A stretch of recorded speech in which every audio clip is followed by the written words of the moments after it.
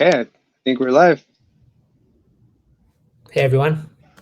Hey, everyone. Thanks, Peng, for doing this. I think everyone's pretty excited with the Cosmos signal yesterday. It was pretty fantastic. Obviously, you're part of the video itself, but how did you feel after watching the Cosmos signal? Well, I thought it was pretty awesome. I have been watching the development of the whole video, sort of on the sidelines, but I didn't see the whole thing put together until yesterday, at the same time everyone else saw it.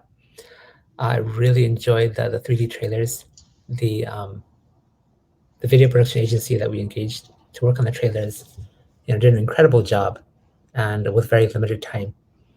So I'm really looking forward to working with them further. Yeah, no doubt. I thought it was fantastic. And it was really cool, like the flow of everything and the way everything was kind of divided. So, I was kind of hoping maybe we could, take a piece from that and sort of divide this interview into pieces. Sure. Yeah. Sounds good. Should we start with Starport, Emeris? What were you thinking? What came first in the video? It was Emeris, right? I think it was Emeris, yeah. Yeah, we can talk about Emeris. All right. So yeah, so you guys in the audience, if you guys want to, we're going to try to divide the questions up a little bit so that, we can kind of keep on track with answering them so they're not all over the place. Let's start with Emeris. If you guys have any questions, I think first off, Pong, like, what are you most excited about with Emeris? The part I'm most excited about is the vision for it. Maybe that sounds a little bit boring, but I don't think there's another wallet, another dashboard out there that's really meant to be the interface to your tokens across all chains. Right now, even many cross-chain, wallets only allow you to interact with one chain at a time, and you sort of have to change the mode, right? Shift phases, change modes to interact with your tokens on a different chain. And I've always thought that was pretty clunky. So sort of the ability to view all your assets at once, interact with all your assets at once, irrespective of what chain they're on, is the most exciting part for me. Yeah, definitely. It looks like it's being built up to be exactly what it's supposed to be, the portal to all crypto apps. It's pretty exciting. All right, it's going to be a lot of work. So we've been, busy hiring to make sure we're able to fulfill all the goals we put out there. Definitely. It looks like we're getting quite a bit of questions already. First off, this user says he's got 3 questions. Do you see yourself as a benevolent leader? Benevolent leader. Well, I'm definitely not a malicious leader. That's the alternative.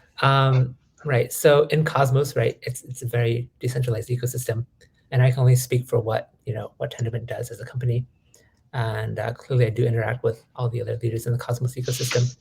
But we're building this giant thing together, this permissionless giant ecosystem together, and there are bound to be disagreements about which direction this or that should take. But yeah, in the end of the day, the governance on chains themselves is meant to solve that problem. Where the community wants to go, we're happy to support. Yeah, definitely. It's pretty interesting how powerful that vote is. All right, Liam Connor has a question. He says, are there any plans for the Gravity DEX to move to its own chain and utilize the interchain security to rent security from the Cosmos Hub? Yeah, I know this is a topic that's been brought up in the past, and it's still a pretty hot topic today. The answer to that is, again, like what I just said earlier, depends on the vote of the Cosmos Hub, Atom stakers themselves. What do you guys want? Do you see value in moving Gravity DEX onto an interchain secured zone with the hub? It's worth taking a look at the pros and cons of that. Will it free up, block space for other types of transactions on the Cosmos Hub? Why, yes, it would. Would it reduce, the cost of transactions on the hub? It would as well. And as we see more and more people use the Cosmos Hub itself, and transaction fees maybe rise into the dollars per transaction, potentially, right? That may be a very good case for moving Gravity DEX onto an interchain secured chain. But yeah, I think it's all a matter of seeing where we are in terms of scalability, right? You can think of it as like, let's say blocks in a city, right? And right now the Cosmos Hub is one block, and interchain security will allow security to be shared among multiple blocks surrounding, the main downtown block. So at which point, is there so much foot traffic going into this block, the Cosmos Hub, that it makes sense to move something to an adjacent block? That's going to be up to the community itself. I'm excited to see what people decide. Yeah. James asks a follow-up. What is your personal assessment? Should it move to its own chain and to be able to offer incentivized rewards?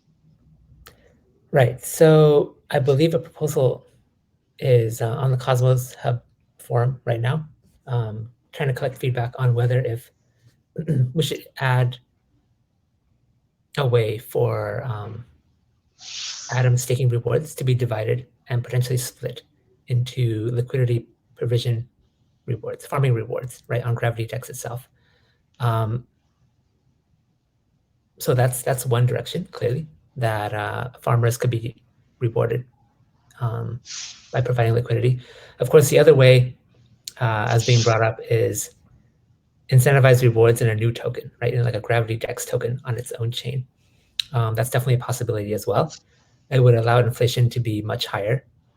It would allow APYs to be much higher, probably, than if it was just Atom-based farming rewards. But at the same time, right, is the token as valuable as the Atom? No, probably not, just because it secures far less. So my personal assessment is that there are pros, of course. The 2-week governance period for proposals on the Cosmos Hub is very slow. And as we've seen with Proposal 57, a proposal that just affects, let's say, the cost to create a new pool on Gravity Dex is perhaps not interesting enough for most validators to bother voting on.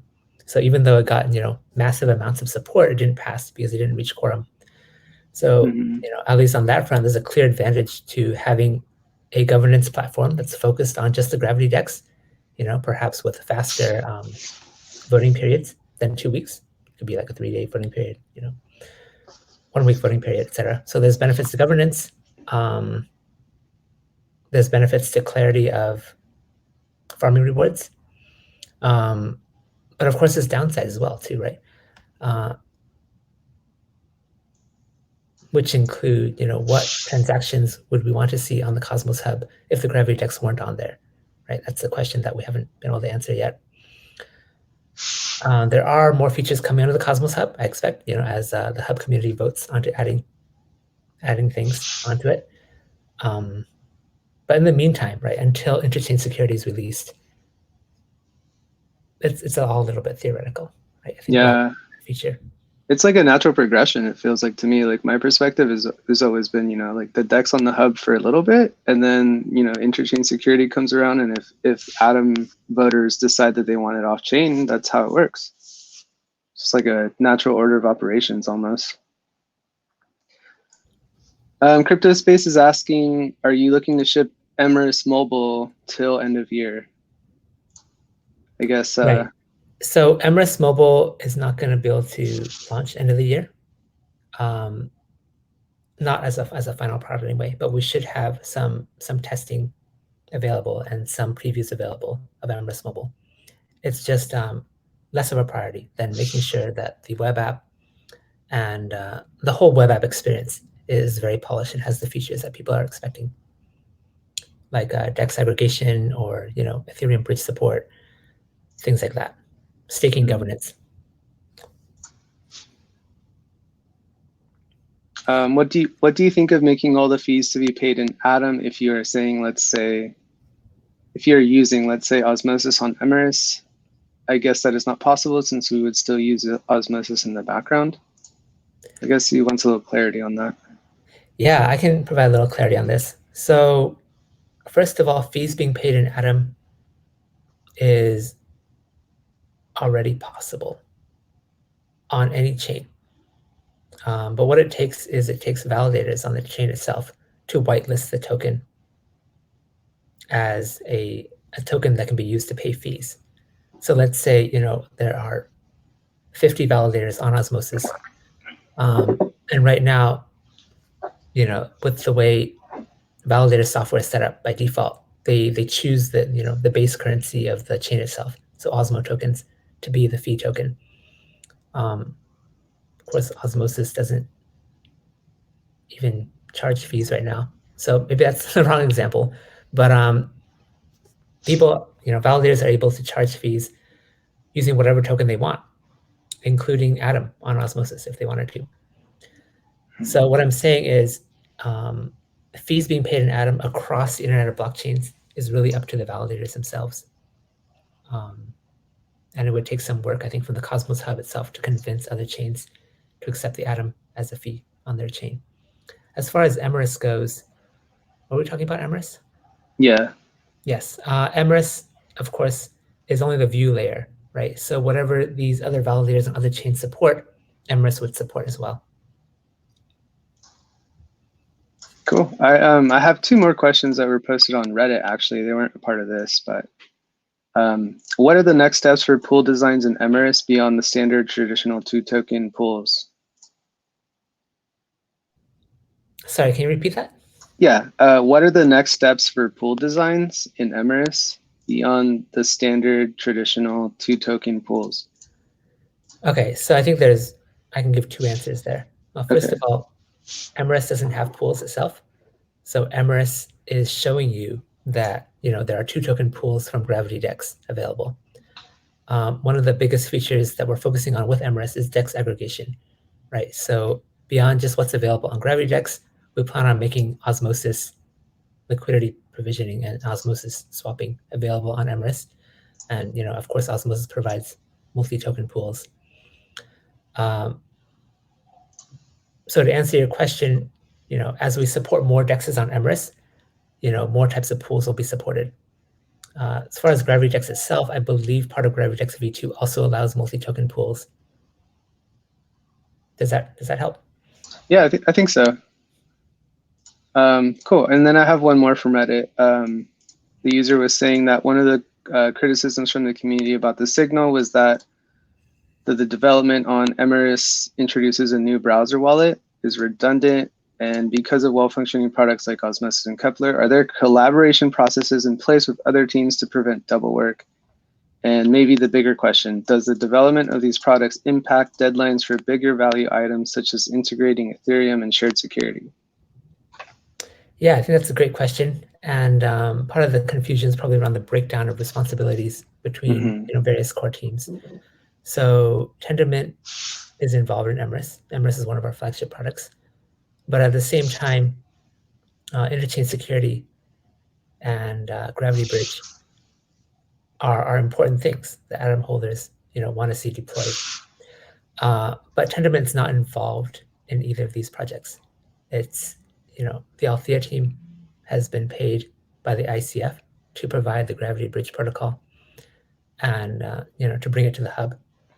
So like everyone else, we're watching to see what is coming out of this. Interchain security, right, is a collaboration between the informal team and the interchain team, the Interchain Foundation itself. So that's something that's also being developed, without oversight from Tendermint. So when you're talking about resources from Tendermint, not working on Gravity Bridge or interchain security, that's how it's meant to be, right? Tendermint can't work on everything. We're already working on Gravity DEX itself, and there are over 15 core contributors of the Cosmos ecosystem and the Cosmos Hub itself. So that's where maybe the confusion comes in. Yeah, I think a part of it, sorry, I was going to say a big part of that is the confusion that a lot of people don't really realize that Tendermint is just one team of many, of very many that are working on the Cosmos Hub. Sorry to interrupt you. Yeah, the other part of the question that I didn't get to answer yet is, is it a waste of time to duplicate efforts, right, on something like an extension wallet, right? Clearly Kepler exists. Everyone loves using Kepler. But But at the same time, Kepler is not the only Cosmos wallet right out there. A lot of people love using Cosmos Station. I use Cosmos Station myself, and I use Kepler, and I use MetaMask, and I use many other wallets for the other cryptos that I hold. And really, there's no way of just using one wallet to support all assets, right? In the Cosmos ecosystem itself, while Kepler, is a forerunner and is able to very easily support new chains.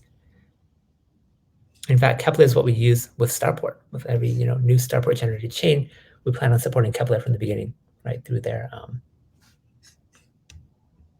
not their native support, but more of their suggested chain support, right? But we believe there's value in options existing in the wallet space.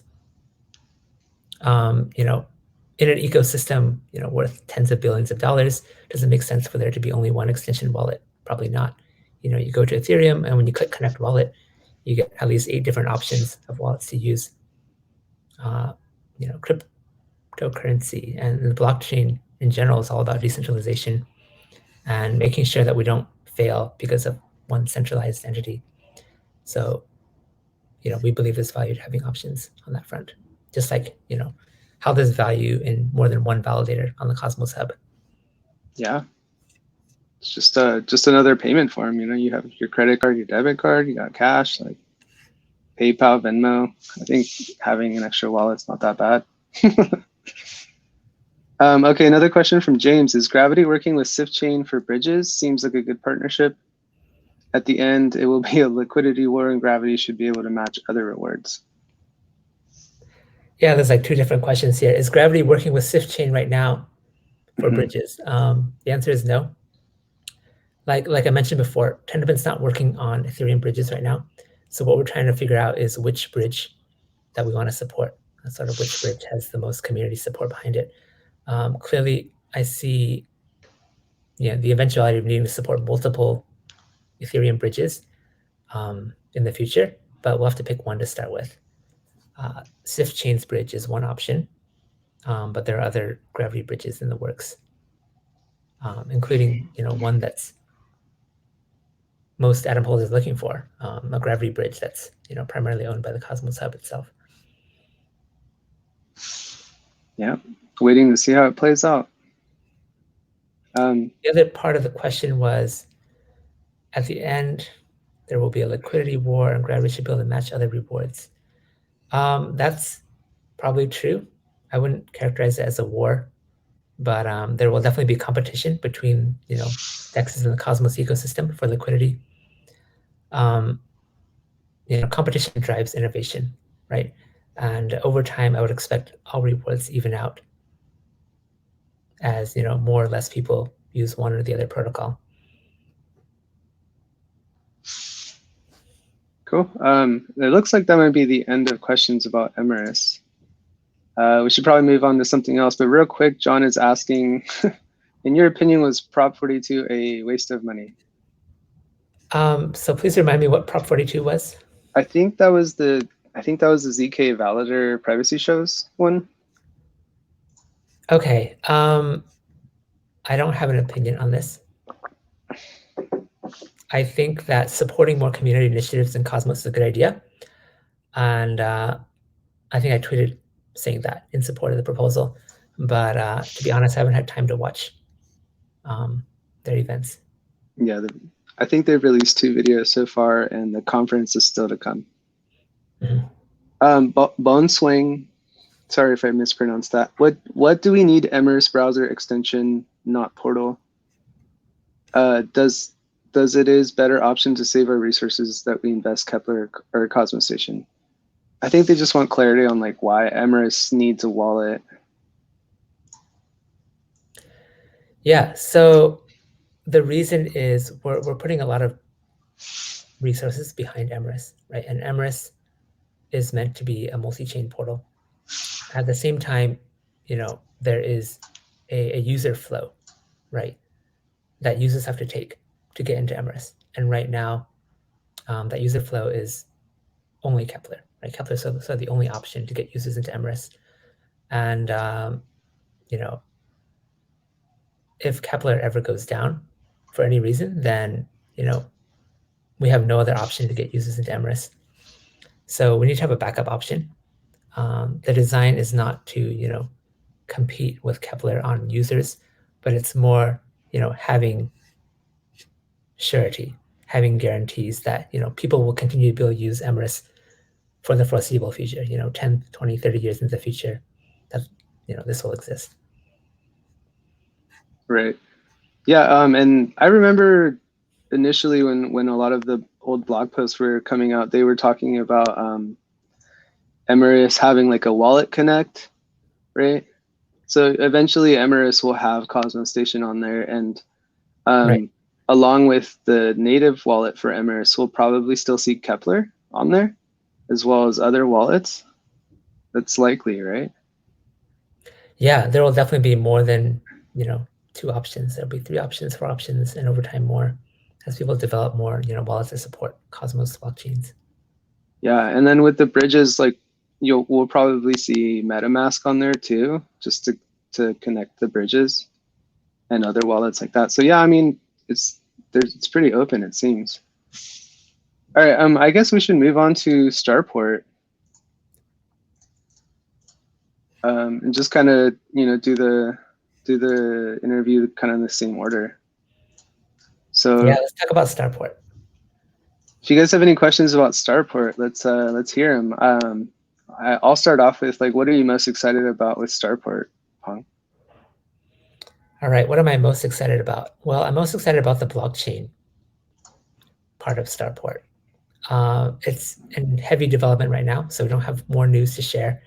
But Starport right now, as most people know it, is a tool to allow people to build blockchains quickly and easily. Right? It is powered fully by the Cosmos SDK, and it provides a lot of time-saving tools, a huge amount of time-saving tools to allow people to build chains, in a matter of weeks instead of months and years.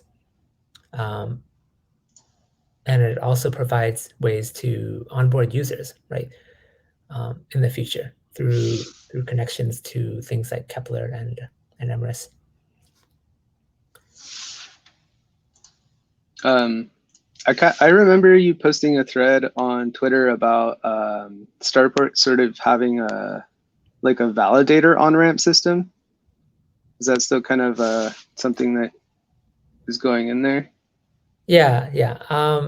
So first of all, I'm getting a bit ahead of myself. I think the Starport trailer and the Starport discussion in Cosmos Signal was really about allowing people to build chains easily and helping them through the process of launching testnets and onto mainnet. But what the blockchain part of Starport, what we're calling the Starport network, will do is it's a marketplace to connect chain developers to validators.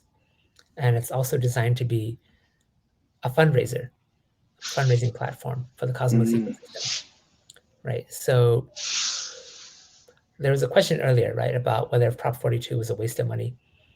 And I think that presents sort of one of the limitations of a governance system that requires a lot of people to vote on funding something, right?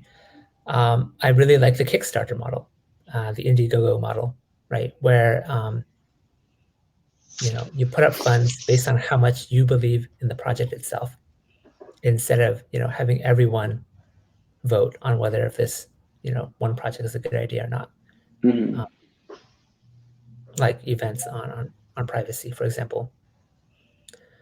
So that's what Starport Network is. It's a place to not for developers to gather validators, but also for developers to gather interest from the community in participating in new chains. Oh, cool. That's actually, that actually gives me some clarity. James is asking, Starport will be a launchpad? Dennis F seems like a great individual to jumpstart startups. And when will the snapshot be for Atom Stakers holders? Is it an airdrop? Is that the idea? So first of all, Starport will be a launchpad for Cosmos, right? It's meant to be a place where you gather your co-founders for a new chain, a place where you gather validators, to gather your key supporters and the initial early adopters of your new project. So that's what Starport will end up being once the blockchain launches, and I'm super excited about that. As far as when the snapshot will be for Atom stakers and holders, that hasn't been decided yet, but you can expect there will be one. There we go. Liam is asking, how central is the role of Starport in onboarding new blockchains and projects to the Cosmos ecosystem and IBC? Right, so there's two parts to this question. Starport, first of all, is built on top of the Cosmos SDK. That means that every chain that is built with Starport, every chain that is launched through Starport Network supports IBC by default. But there are a large number of chains right now out there that don't support IBC, right? It's not Starport's job to convince other chains to support IBC, right? So you wouldn't see Solana enabling IBC through Starport. You wouldn't see Avalanche enabling IBC through Starport. And the answer to that part of the question is, this is what Sagan is meant to do. But we'll go into that later. So how central is the role of Starport in onboarding new blockchains to Cosmos? Starport is meant to be very central. I think we've seen today, not today, but we've seen the past few months of many new Cosmos blockchains being launched, many of which haven't airdropped Atom holders and Atom stakers. But it's still not an easy process to do so. Not just the technical challenges of launching a blockchain, but there is a lot of marketing and business development, communication work that need to be done before you can launch a successful blockchain. So Starport will help you ideally with as much of that process as possible.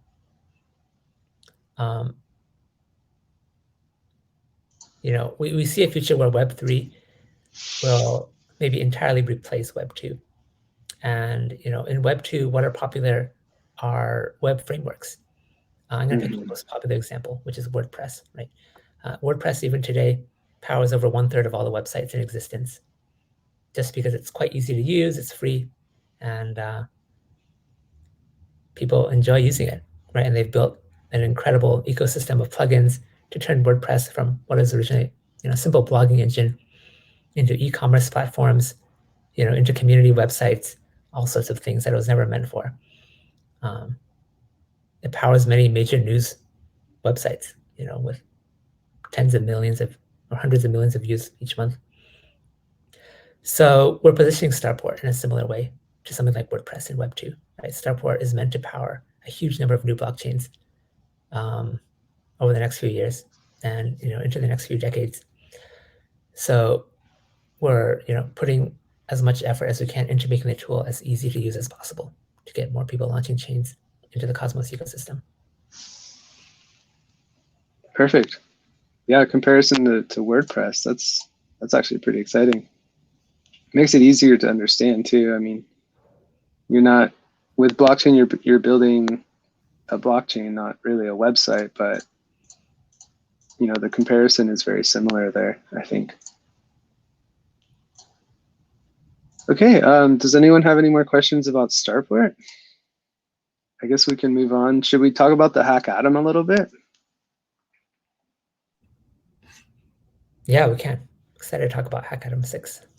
Yeah, it looks like it's going to be pretty big. I was following some of those announcements, and it's the highest rewards, and it seems like it's a very huge collaborative effort from a lot of the people in the ecosystem. I guess I'll start off with what are the main benefits from running a hack Atom or hosting a hack Atom? Yeah. So why Hack Atom 6? So clearly, from the point of view of most people, I think, and especially participants in Hack Atom, it's a way to win potentially lots of money. There's a $1 million prize pool, right, in Atoms. So that's a significant amount of money. But the reason why people would want to sponsor a hackathon is really to find new talent and to find new talent for their teams, right? Some of the brightest people out there may have the spare time to dig into a new framework like the Cosmos SDK, or maybe it's something they've been experimenting as a hobby in their free time. And events like Hackathon 6 allow them, to channel their energy into something that will gain a lot more visibility potentially, right? We foresee the winners, of several of these challenges, if not all of these challenges, go into the teams or be offered to join the teams that created the reward in the first place, right?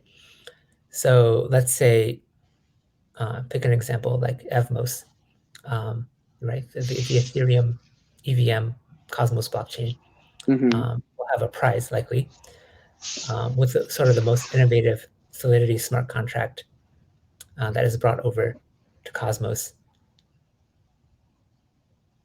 right? And there will be likely someone, a very talented Solidity developer who wins that award. So someone of that caliber of talent would be a great addition to the Evmos team itself. Or it might be, a great opportunity for the Evmos team, Tharsis, to provide this person with additional funding to, launch their own smart contract on Evmos. Yeah, so there's a lot of benefits of hackathons for the entire ecosystem. You don't have to be a hacker, you don't have to be a team sponsoring, but it's meant to generate a lot of new interest and potentially new interesting ideas for the ecosystem as a whole. Yeah, it's like a job fair or a science fair or something. People are showing innovative new techniques and yeah, it's an incentivized job fair, really. Yeah, incentivized job fair. That's pretty cool. So yeah, if you're at all interested in blockchain, I think people should check out the new Hackathon that's going on. There's quite a bit there. It's definitely the biggest hackathon that's ever been done in the history of Cosmos. I was just looking back at Hackathon 5 of last year. The prize pool is only $50,000. Right. So in comparison, there's a 20x jump in the amount of rewards being distributed. That's crazy. It's a much more collaborative hackathon. We're making sure, right, with Hackathon 6, to do our best to support the ecosystem and to bring visibility to a lot of these really cool projects, that need more talented engineers. So I'm looking forward to a lot of participants. Yeah, a big part of that growth is just the growth of those chains themselves, right? Like I think, Sentinel, Agoric, Regen, those chains didn't really exist last year at the Hackathon, or at least they weren't live and they weren't IBC connected. So it's cool to see like just how much it's growing in that aspect. Yeah, really, so much has changed since last year. IBC wasn't live last year, and every chain was, in a much earlier stage of development. But this time around, chains are launching every single week, and it's incredible to see. Yeah, no doubt. Okay, I guess we can move on here. I think everyone's pretty excited to ask about Sagan, and I have a bunch of questions from Reddit on it. Okay, here's a last minute question, maybe about Starport. Can we expect a future where at some point private companies are creating their own custom built sovereign blockchains to handle their capital? Isn't that what the internet of blockchain should be about? Yeah, I agree. I agree fully. In fact, when people ask, why does there need to be 1 million blockchains, right? That seems like a lot. How can we keep track of 1 million? And my answer really is, I foresee a future where, corporate structure and, ownership of companies is brought all on chain. So, how many private companies exist in the world today? Clearly in the millions, right? And that means that there will definitely be at least 1 million blockchains in the future.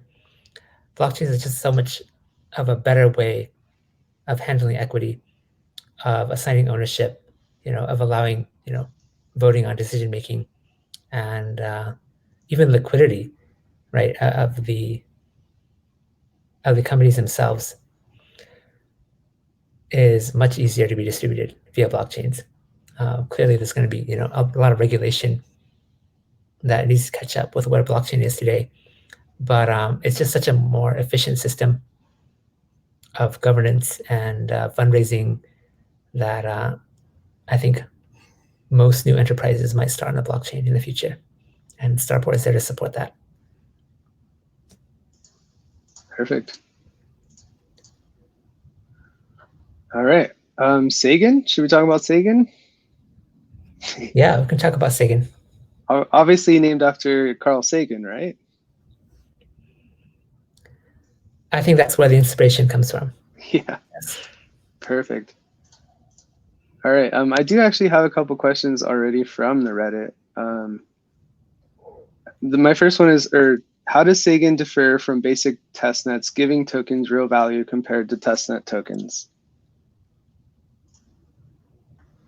Right. So the biggest difference, I think, from Sagan and a typical testnet is that most testnets have no goal to exist forever. Right? Generally, testnets are spun up to test a particular feature. Let's say in the case of the Cosmos Hub, a testnet was created to allow people to test gravity decks, right? And we had even a gravity decks competition, right? And that happened on the testnet. And afterwards, the people running the infrastructure of the testnet, which in the case of most testnets today, is just one person, right? Because for testnet, it's not really important that, at least testnets that test one particular feature.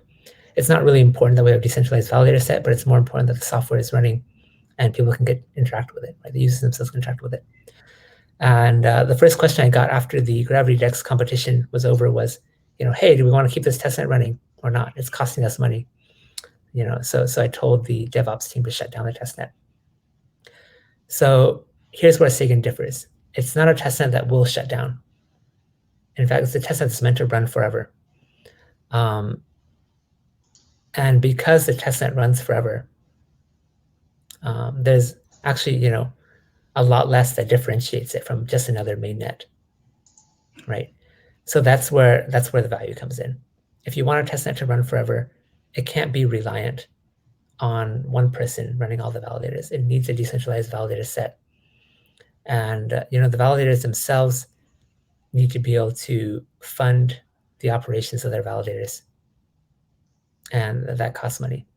So the value of the persistent testnet creates a value for a network like Sagan. And that's the beginning of where value might come in for a Sagan network. Okay, I had another question on Reddit that kind of links to that.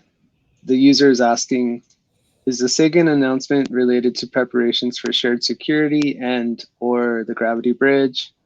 And if so, can you walk us through the benefits of having a blockchain like Sagan at your disposal for these major upcoming releases? I feel like you kind of touched on a little bit on that just now. So initially, right, Sagan is meant to be, the next version of the Cosmos Hub. Not in next as in this is like better than the Cosmos Hub, but as in, this is where the Cosmos Hub will be 3 to 6 months from now. So, future upgrades that have been planned for the Cosmos Hub, anything on the Cosmos Hub roadmap is planned to land on Sagan first, right? So whether that is Gravity Bridge, interchain security, a veto of Gravity Dex, an interchain router, etc.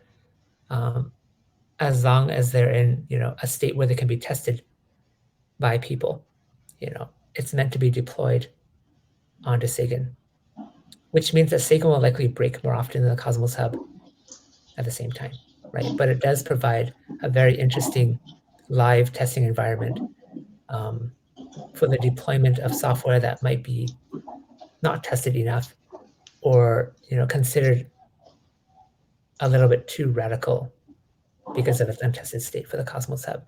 And it's a place for people to test that out. And it really helps out when we talk about when to introduce an upgrade onto the Cosmos Hub itself, right? So let's say, for example, Gravity Dex itself. Maybe it would have been best for gravity checks to run on our testnet, on a perpetual testnet, for 3 months before landing on the Cosmos hub? What if there were unforeseen complications of introducing gravity checks onto the hub? Well, these may have been discovered. Something like Sagan existed. Mm-hmm. And it's really meant to help, help everyone make decisions as atom stakers on the Cosmos hub. So it seems like everyone's wondering, is it similar to Kusama then? Or will there be some kind of differentiators? It's similar to Kusama, yes. Okay. However, there's a big differentiator. With Kusama and Polkadot, right, the Polkadot relay chain, Kusama is a faster moving version of Polkadot. But the big difference is that, in Polkadot land, you're not able to send any tokens in the Kusama network to Polkadot, right? That doesn't happen because they don't have IBC, enabled on Polkadot or Kusama. It's not, IBC isn't enabled in Substrate. So there's no transfer of assets between the two. But the hugely interesting thing, in the interaction between Sagan and the Cosmos hub, is that IBC does exist. So there is potential for the testnet and mainnet to interact simultaneously, which I think offers a lot of very interesting possibilities. Oh, interesting. So we might be able to use our atom and move them to the Sagan chain and then use experimental features on there? That's right. Oh, whoa. That's pretty crazy. I don't want to ignore Juwon here. He's kind of asked the same question a couple times. How do we get Sagan? And is it going to be an airdrop? All right. So is it called Sagan? Let me clarify a little bit. Okay. How Sagan relates to Tendermint Inc. So Sagan is not being built by Tendermint Inc. Sagan is a community effort right now. In fact, there's no entity that that is owning Sagan currently. Right? A lot of this is still up in the air, but there is a lot of key contributors that are interested in making Sagan happen. That's all I can say on this front right now. If that makes sense. So yeah, Sagan is not a Tendermint project. It is supported by Tendermint, but we will know in the coming weeks and months what this looks like. Cool. So that's good clarity. So we'll be waiting on announcements to learn how to get it and more details on when it's coming out. Yeah, I can say that there will be an airdrop to various token communities. And of course, it's meant to be a testnet for the Cosmos hub, a perpetual testnet for the Cosmos hub. So an airdrop, to the Cosmos hub seems very likely. But more, clear information will be coming over time. Perfect. CryptoSpace wants to know, will Sagan delay the Gravity Bridge and shared security, or can we still expect the Gravity Bridge this year? Yeah, let me answer that to the best of my ability. Like I mentioned before, earlier in this AMA, Tendermint's not involved in the Gravity Bridge or interchain security, other than marketing these features to the community. Whether if Sagan will delay these features on the Cosmos hub, the answer is meant to be no. Sagan doesn't block any of the features coming to the hub itself, right? Sagan is meant to move faster than the Cosmos hub, and you might see Gravity Bridge and interchain security land on Sagan before the hub, but these projects operate in parallel. So if Sagan for some reason moves incredibly slowly,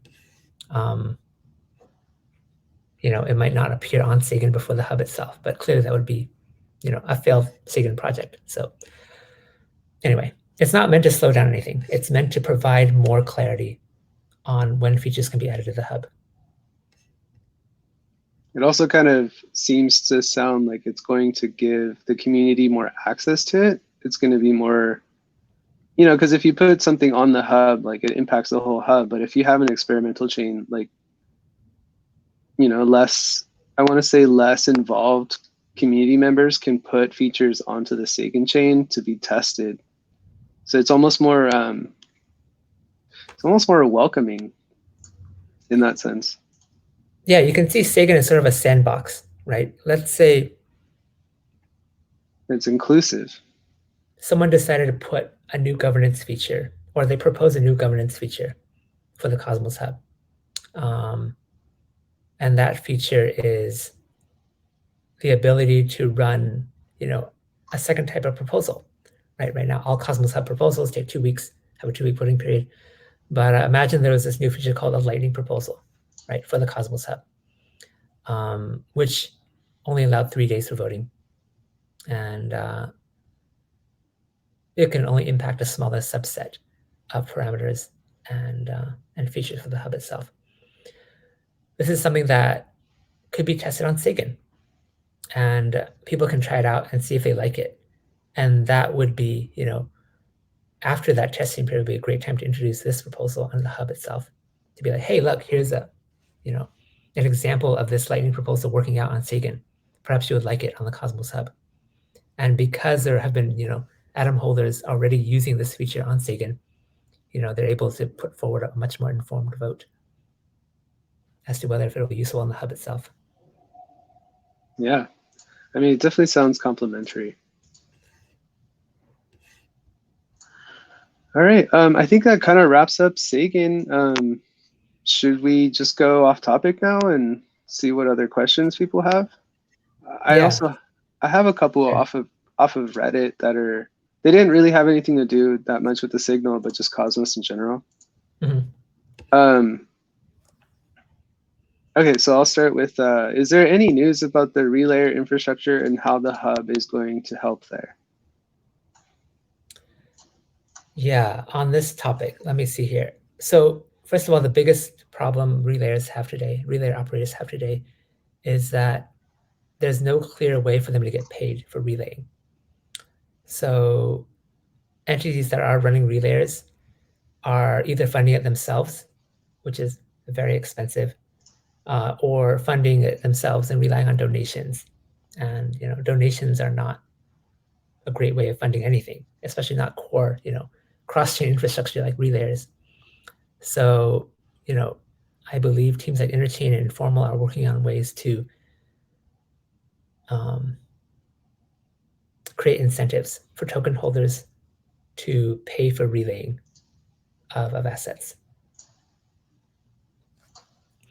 And that will really help out tremendously, because you can't rely on volunteers to do IBC relaying forever, right? We need to make it a sustainable business for them. Does that answer the question? I think so, yeah. I actually have a follow-up to that. What are your thoughts on a program or a community pool spend to incentivize participation with small validators so that there's a better balance with delegations? I guess it's not that related, but just the thought of balancing the delegations to me is pretty interesting. There definitely is a lot of centralization with the top 10 validators in the network, some of them being, big exchanges. So, what are your thoughts on something like that? Yeah, I think, any moves towards increasing the decentralization of tokens staked to validators is a good thing in my eyes. A top-down effort like using the community pool for this purpose can help. And what will also help is if wallets started to present validators in different ways. I believe right now most validators just sort, not most validators, but most wallets today just sort validators by how much tokens are staked to them. And of course, they also allow a way for users to sort validators by how much they charge in commission.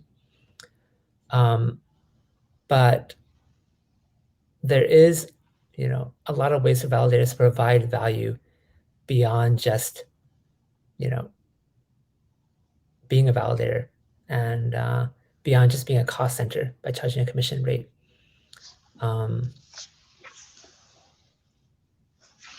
anyway, like expanded validator profiles that go into what else they do for the ecosystem, right? Like not only they run a validator, but they run events, in their country of origin for Cosmos, or maybe they run relayers on the side that also cost them money. And for any sort of interface that shows validators themselves to go ahead and feature particular validators that are doing great things for the ecosystem could be very cool, if that makes sense. Yeah, definitely. You can almost think of it as, let's say, like the Steam store for games, right? The Steam application by Valve very often features various games on their homepage, and various games that are made by very small, maybe one-person teams, right? But they can still be featured on the homepage of Steam as like an indie feature. And I think a lot of people appreciate being exposed to more than just AAA games, right, on Steam, and having the ability to try out a lot of other games. Anyway, there's a lot of innovation that can be done to make it, to give more visibility to smaller validators. I love that idea, like a featured validator, something different per week or something like that. Mm-hmm. All right. Phil RX is asking, I love Cosmos Vision, but it seems like you've been focusing on bringing functionalities. I'd say what we mostly lack of is real economy use cases. Any plans to educate the private sector companies eventually?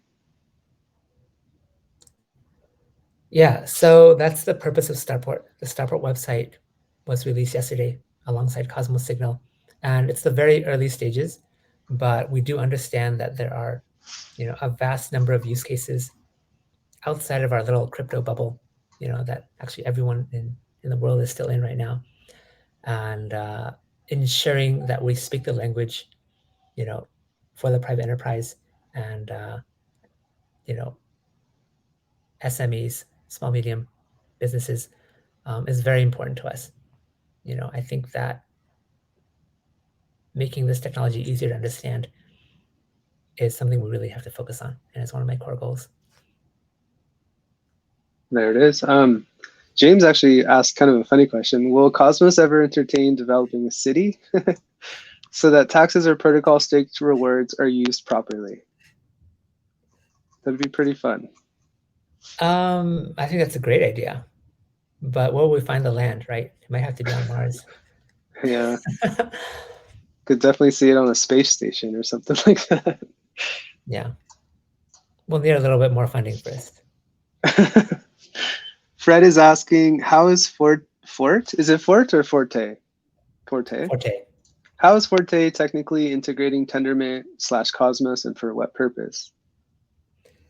Right. So there is not a huge amount of clarity on the Forte front yet, but what they're envisioning is a future ecosystem where every game has its own blockchain, which very much aligns with the vision of Cosmos as a whole, right? Where every single blockchain is application specific. And what is an application?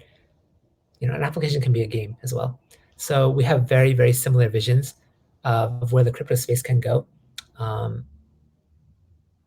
And there are very many major games today with millions of players, right? And you wouldn't see them wanting to share a blockchain with another game. Can you imagine, let's say, Valorant running on the same blockchain as Minecraft or something? It doesn't make any sense at all. So one game, one blockchain is really, I think, the vision that Forte has. So we also understand that they use Ethereum technologies, right? They use EVM smart contracts, and I think exploring a way where we use something like what Tharsis has been developing for Evmos for Forte to allow them to to launch an EVM chain for every single game, and to further allow them to create some sort of marketplace to trade assets between games themselves. I think it's a really exciting proposition. But these architecture level decisions are still being made right now. Yeah, that sounds pretty complex, honestly. They would be working with Evmos, and then potentially Starport as well, or would they make their own SDK? Yeah, so we are partnering with them as a technical advisor. they would love to use Cosmos technologies in Forte, and it's a question of what they end up deciding to use. Right, Evmos may be involved, Starport may be involved. Gotcha. But at the end of the day, all of these in-game assets are meant to be IBC tokens and can flow from chain to chain. So that's the most exciting part for me. Definitely. James is asking, is Forte having their own chain to develop pay to earn games? So Forte doesn't develop any games themselves. Mhm. They have collaborations and partnerships with game developers and game publishers. I would expect some of these game developers are building pay-to-earn games, but Forte itself is not. Gotcha. So it's going to be like a tool, a framework for other game developers to use in the development of their game. Exactly. Cool. So I don't want to take too much of your time, Pong, but we're pretty much here at the last hour. If anyone has any last questions, shoot, last call. And Pong, do you have any closing remarks? Do you have anything you'd like to say before we close up?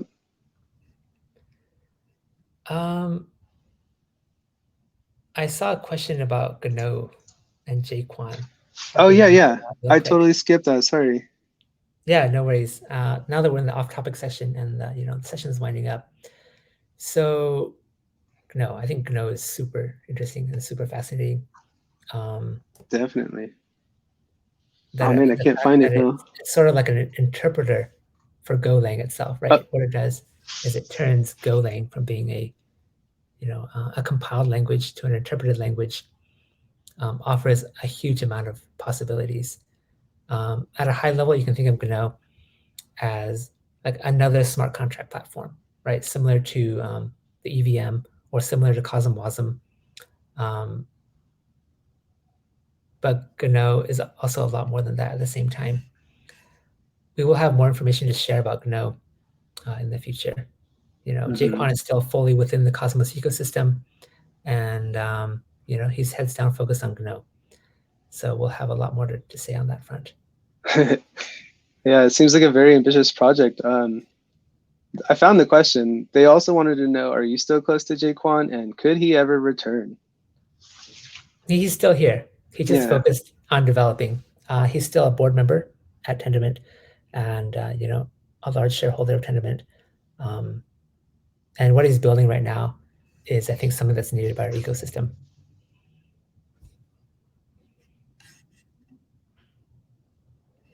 Here come the last minute questions. Is there any way to contact you via email? Yes. You can email me at peng@tendermint.com. Peng@Tendermint.